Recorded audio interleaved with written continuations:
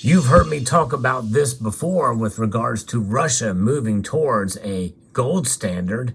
There's not been a whole lot of news lately about it until now.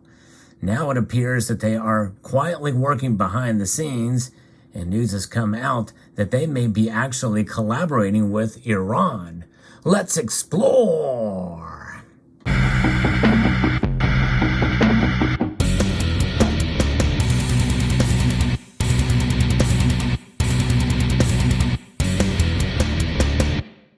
I really wish I had some Iranian gold coins to show you, or Russian gold coins. They're not very hard, they're not very easy to come by, rather. You can find some older Iranian coins, but they don't really have much of a bullion coin other than maybe their equivalency to the 20 franc coins from that we see here from Switzerland. The 20 franc coins are beautiful and they're very, very common. You don't see quite as much of that for Iran, and you definitely don't see them for Russia, although some have been able to cure some in this community. But nonetheless, there it is, gold being the foundation of this relationship here, this developing relationship for myriad of different reasons, even before the war in Ukraine started. I'm going to be reporting from a website called Russian-briefing.com, and take sort of what they say, as I don't really know exactly how reputable this website is. It is in Russian, but nonetheless, I think to some extent we could probably take them for the word, at least for the intentions of what they want to do here. Says that the financial community in Moscow has been quietly abuzz with the news that the head of the Central Bank of Russia, Elvira Nabiullina, may pay a visit to Iran shortly to discuss the efficiencies of payments in the respective national currencies. That is to be expected, but what is buzzworthy is the plan to define and agree on the timeline and conditions for both countries to launch a gold stablecoin. The concept has been in the works for a while now, and both countries' central banks have jointly dedicated specialists in a working group for developing such a stablecoin and have been actively working together both in Tehran and Moscow. Now, I don't really know what Iran's gold reserves look like, but my guess is probably they have a fair enough amount to be able to make this thing work. And we know that Russia has a lot of gold, and they're the second largest gold producing nation in the world. And so, there is that. You think about it, when all else fails in terms of currencies, especially when there's sanctions and the like, and that is kind of why this is being prioritized as efficient trade, because of settlements between Russian and Iranian companies.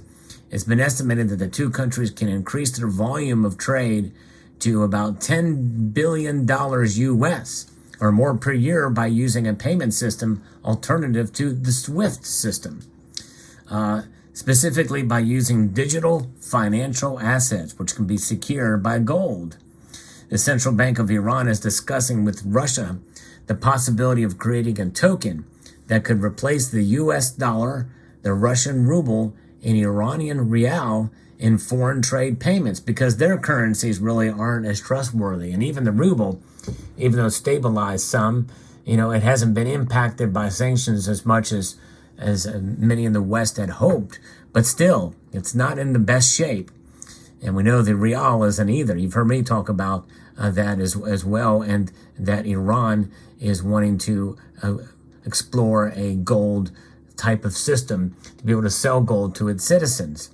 The token would be backed by gold, meaning it would work as a stable coin, a cryptocurrency essentially that is tied to the exchange rate of fiat monies.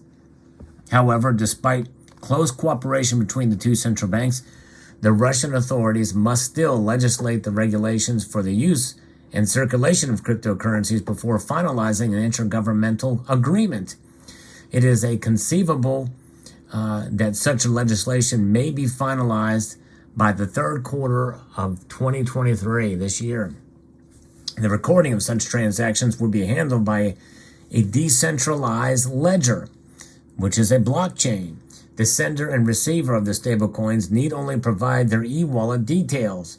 Iran made its first purchase for imports back in August of 2022 when it made a transfer of 10 million US dollars using the system, while Russian central bank has indicated it will allow this method to be used in foreign trade that cannot otherwise be executed due to sanctions. However, the use of this system in the future will mean that sanctions will be rendered ineffective if countries using the cryptocurrencies. That is something. So they're using cryptocurrencies for their gold-backed stable coins or gold-backed currency. That gives everybody trust that, well, all else fails, you got the gold to back it up. That's pretty clever and pretty smart. And so that is pretty remarkable to see. The use of the system it will impact the entire current global financial transfer system and alter the world's economic structure, according to this article. Because then that way they will be ineffective. The sanctions will. Because again, why are the sanctions effective? Because 60% of the world's transactions are done with this, the dollar, the top currency of the world, the top world's reserve currency.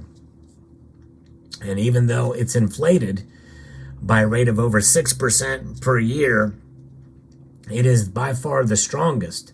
Many of us feel it is overvalued as the strongest currency out there with what the Federal Reserve is doing with tightening. But it's only because of that the sanctions have been effective. You don't have that, the sanctions aren't effective. And that's why I believe that in the end, it's a good idea to have gold as the ultimate backdrop against any currency, including the US dollar. The US dollar, by the way, is not too big to fail. And we need to realize that in this country. At least the policymakers need to realize it. You and I realize it, that's for sure. But many in our government and in the central banks around the world do not realize it and don't really care.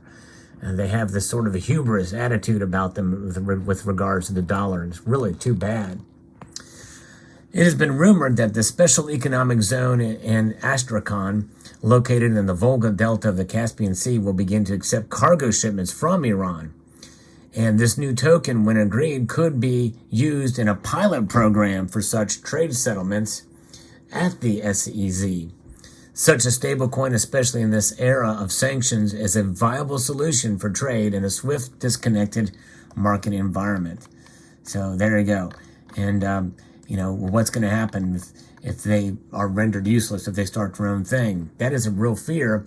And that's why the BRICS nations essentially are becoming more and more of a threat. So that's kind of where we are, where we sit, and what the notion of what it could be. Now, again, I can't vouch for the veracity of this piece, but my guess is probably they are actively working on something.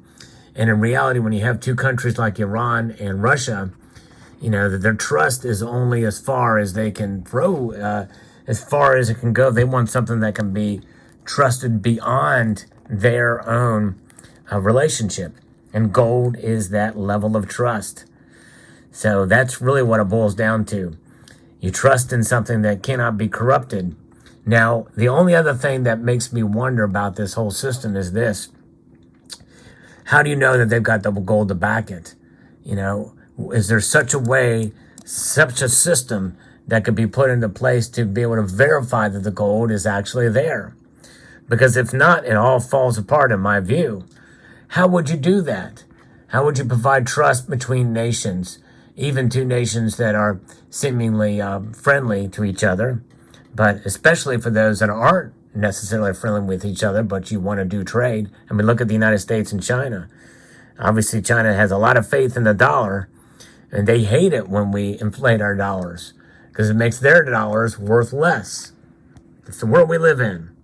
Crazy, crazy times indeed. So there you have it. That's the story about what's going on in Russia and Iran, and it's pretty amazing to see. It's pretty wild to see this kind of seemingly move forward in this way to the point where they're getting ready to start up a pilot program. And what kind of pilot programs are being set up here in the United States? You guessed it, central bank digital currency pilot programs. Crazy to think about. And with these central bank digital currencies will be sold as something that can really be able to really put in the sanctions for our enemies. But you know what? The enemies of the government essentially are the people that want to be free. They will track and trace every payment and every move we make with central bank digital currencies. It's a bad thing. In fact, we should all be contacting our representatives to, especially in the state legislatures, to defy and reject a central bank digital currency if it were to come. So far, Iran and Russia are going to be using this method, but China already has a central bank digital currency. And we'll see how that works out. And by the way, some Chinese are rejecting it. But nonetheless, what will happen in Russia, what will happen in China, what will happen in Iran with this relationship tied to gold, it'll be very fascinating to see. And what other countries will join them, because they are two of the BRICS nations. Will the rest of them come in as well? Let me know in the comment section below what your thoughts are on this story. Hope you found this video insightful, informative, and educational. If so, press the like thumbs up button down below. And I want to extend a multitude of gratitude to you all for taking the time to watch. And I want to encourage you to please rate this video. Thumb it up. Yes, indeed. Appreciate that. Share it with all of your friends and family and pets. Comment and subscribe.